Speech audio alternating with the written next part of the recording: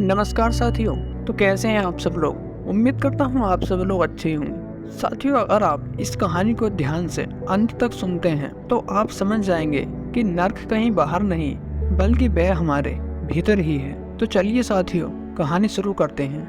दोस्तों, यह जीवन इतना बड़ा नहीं है जितना बड़ा आप समझ रहे हैं, पर क्योंकि आपको लगता है कि आपका जीवन बहुत लंबा है, इसलिए आप अपनी ऊर्जा को बेवजह की चीजों पर बर्बाद कर देते हैं, जैसे ईर्ष्या और घृणा और लालच। दोस्तों, क्या आप सोच सकते हैं कि कोई व्यक्ति अपने पूरे जीवन को किसी से ईर्ष्या करने में बिता देता है। दोस्तों, आज मैं आपके साथ एक ऐसे व्यक्ति के जीवन की कहानी शेयर करने वाला हूँ जो अपने पूरे जीवन को गौतम बुद्ध से ईर्ष्या करने में बिता देता है। दोस्तों, यह व्यक्ति बुद्ध का भिक्षु भी बना और रिश्ते में वह बुद्ध का चचेरा भाई भी था और उसने बुद्ध के साथ ज्यादा समय भी बिताया था, लेकिन फिर भी उसका जीवन रूपांतरित नहीं हुआ। जानते हो क्यों? क्योंकि उसने अपने भीतर कड़वाहट के बीज बो रखे हुए थे और उस व्यक्ति का नाम देवदत्त था। दोस्तों, देवदत्त ने बुद्ध को मारने की बहुत कोशिश करी, लेकिन वह हर बार असफल रहा। एक बार देवदत्त यह सोचता है कि वह राजा अजातशत्रु की सेना को लेकर बुद्ध और उसके सभी भिक्षुओं को समाप्त कर देगा।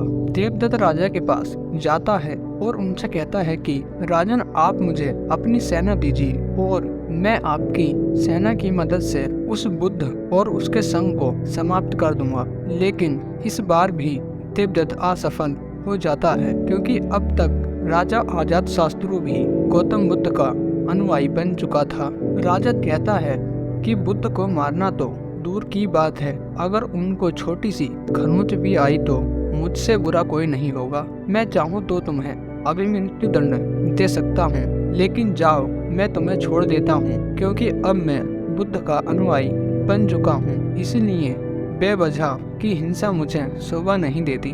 उस समय तो देवदत्त वहाँ से चला जाता है, लेकिन वह तय करता है कि वह अकेला ही बुद्ध की हत्या करेगा। उसके कुछ दिन बाद बुद्ध अकेले ही भिक्षावट के लिए एक पहाड़ी के रास्ते से जा रहे थे। देवदत्त उस मार्ग में पहले से ही छिपा हुआ बैठा था।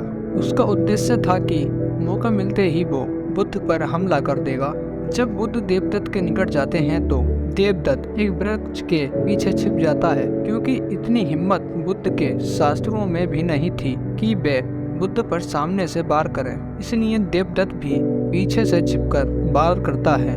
वो बुद्ध के ऊपर पीछे से खंजर फेंक कर मारता है, लेकिन उसका निशाना चूक जाता है। इतने में ही देवदत्त को सामने से कुछ लोग बुद्ध की तरफ आते दिखाई देते हैं, जिसके कारण वो पेड़ के पीछे ही छिपा हुआ रहता है। वह लोग बुद्ध के पास आकर बुद्ध को प्रणाम करते हैं और बुद्ध के साथ ही गांव की तरफ जाने लगते हैं। बुद्ध के जाने के बाद देवदत्त ये सोचता है कि शायद बुद्ध की मृत्यु खंजर से नहीं लिखी हुई है, इसीलिए देवदत्त बुद्ध को मारने के लिए कोई और योजना बनाता है। उसके बाद देवदत्त एक छोटी सी पहाड़ी पर चढ़कर बैठ जाता है। उस पहाड़ी पर छोटे छोटे बहुत सारे गोल पत्थर थे, जिन्हें आसानी से नीचे धकेला जा सकता था। उन पत्थरों का आकार कुछ ऐसा था कि अगर किसी के सिर पर एक पत्थर भी गिर जाए तो उसकी मृत्यु हो सकती थी। उस पहाड़ी के नीचे से आने जाने का रास्ता था और देवदत्त यह जानता था कि बुद्ध भिक्षावट के बाद उसी रास्ते से वापस लौट आएंगे, इसीलिए देवदत्त वहीं पर छिपकर बुद्ध के आने की प्रतीक्षा करने लगता है। कुछ समय प्रतीक्षा करने के बाद देवदत्त देखता है कि बुद्ध उस पहाड़ी के नीचे से जा रहे हैं। बुद्ध को देखते ही देवदत्त पहाड़ी से नीचे पत्थर फेंकने लगता है। जैसे ही बुद्ध उस पहाड़ी के नीचे से जाने लगते हैं, देवदत्त ऊपर से पत्थर धकेलना शुरू कर देता है। उन पत्थरों से बुद्ध को तो कोई नुकसान नहीं पहुंचता है, लेकिन पत्थर धकेलने के कारण उसका पैर फिसल जाता है और पहाड़ी से लुढ़कते हुए नीचे गिर जाता है। उस पहाड़ी से नीचे गिरने के कारण बुरी तरह से जख्मी हो जाता है।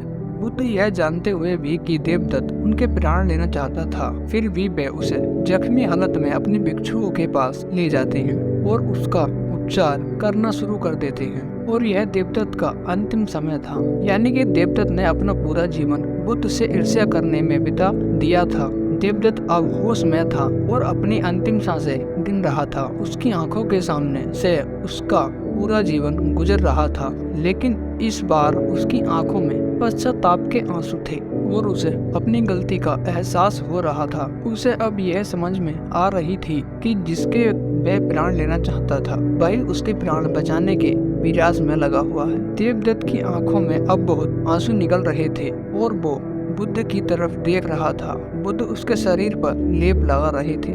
देवदत्त रोते हुए लड़खड़ाती हुई आवाज में बुद्ध से कहता है कि मैं आपसे क्षमा मांगने के भी लायक नहीं हूँ और मैंने आपको बहुत क्षति पहुंचाई है। पर बुद्ध कहते हैं कि मुझे तो कुछ याद ही नहीं। बुद्ध के यह शब्द सुनते ही देवदत्त की आंखों से आंसुओं की धारा बहने लगती है और वो दोहराता है कि बुद्धं शरणं गच्छामि, धम्मं शरणं गच्छामि, संघं शरणं गच्छामि। बुद्ध कहते हैं कि बुद्ध, संघ, धर्म हर मनुष्य के अंतर में है और स्वयं को जगाने की क्षमता बुद्ध है। जागने के बाद हम जिस पथ पर चलते हैं वह हमारा धर्म है और स्वयं के मन को एकांतरित करना यानी उसे केंद्रित करना संघ है। ये तीनों रत्न सभी लोगों के अंतर में हैं। उसके कुछ क्षण के बाद देवदत्त अपना शरीर त्याग देता है। दोस्तों, आपसे पूछना चाहता हूँ कि देवदत्त ने जैसा जीवन जिया क्या वह जीवन जीने लायक था? क्या नर्क किसी और जगह का नाम है? हमें नीचे दिए गए कमेंट बॉक्स में कमेंट करके जरूर बताएं। दोस्तों, वह अपना पूरा जीवन ईर्ष्या की आग में जलता रहा और अंत में उसे अपनी गलती का एहसास हुआ। क्या गलती का एहसास करने के लिए मृत्यु आवश्यक है? और क्या मृत्यु आने पर ही हमें यह एहसास होगा कि ईर्ष्या, घृणा और लालच ये सभी चीजें व्यर्थ हैं? क्या उससे पहले हम इस जीवन को सुंदर नहीं बना सकते और इसे जीने योग्य नहीं बना सकते? तो दोस्तों, कैसी लगी ये कहानी आपको कमेंट सेक्शन में जरूर बताएं और अगर अच्छी लगी हो तो इस चैनल को सब्सक्राइब जरूर कर लें। तो मिलते हैं किसी अगली कहानी में, तब तक के लिए अपना ख्याल रखें।